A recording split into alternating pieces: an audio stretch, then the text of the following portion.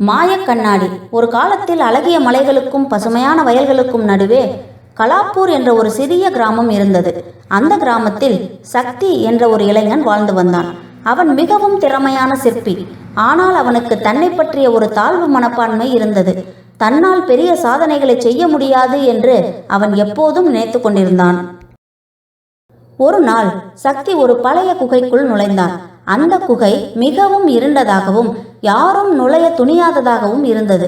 ஆனால் சக்திக்கு ஏனோ அங்கே செல்ல வேண்டும் என்ற எண்ணம் தோன்றியது. குகைக்குள் ஆழமாக சென்றபோது அவன் ஒரு பிரகாசமான ஒளி வீசும் கண்ணாடி ஒன்றை கண்டான். அது ஒரு மாயக்கண்ணாடி என்பது அவனுக்கு தெரியாது. சக்தி அந்த கண்ணாடியை பார்த்தபோது அவனுக்கு ஒரு ஆச்சரியம் காத்திருந்தது.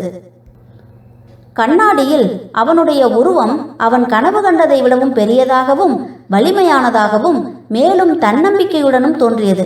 அவன் ஒரு சிறந்த சிற்பியாகவும் அனைவருக்கும் பிரியமான ஒரு தலைவனாகவும் அந்த கண்ணாடியில் தோன்றினான்.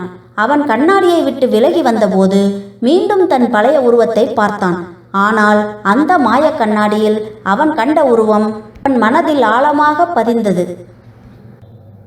அந்த நாளுக்கு பிறகு சக்தி ஒரு புதிய மனிதனாக மாறினான். அவன் மாயக்கண்ணாடியில் கண்ட தன்னுடைய வலிமையான உருவத்தை நினைத்து பார்த்தான். நான் உண்மையில் அப்படிப்பட்டவன்தான் என்று அவன் தனக்குள்ளேயே சொல்லிக் கொண்டான். அவன் தன்னுடைய சிற்ப வேலைகளில் இன்னும் அதிக கவனம் செலுத்த ஆரம்பித்தான். அவன் செய்யும் ஒவ்வொரு சிற்பமும் உயிர் பெற்றது போல இருந்தது.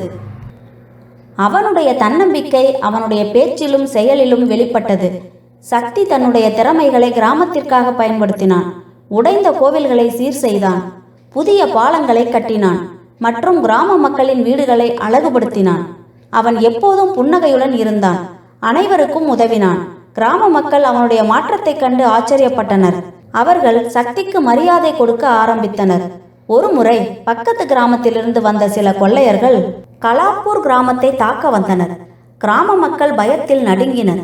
ஆனால் சக்தி தைரியமாக முன்வந்தான். அவன் கிராம மக்களை ஒன்று திரட்டி அவர்களுக்கு தன்னம்பிக்கையூட்டினான்.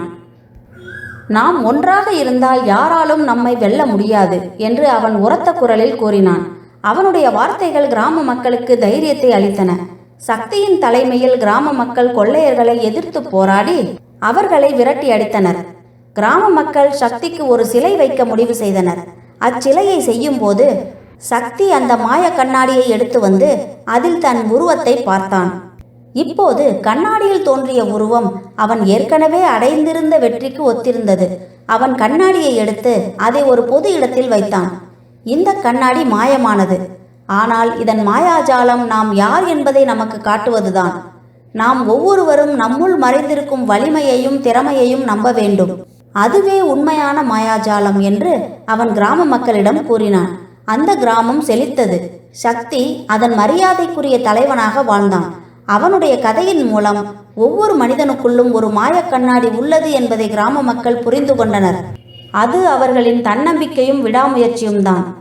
இந்த வீடியோ உங்களுக்கு பிடிச்சிருந்தால் லைக் பண்ணுங்க, ஷேர் பண்ணுங்க, கமெண்ட் பண்ணுங்க, சப்ஸ்கிரைப் பண்ணுங்க.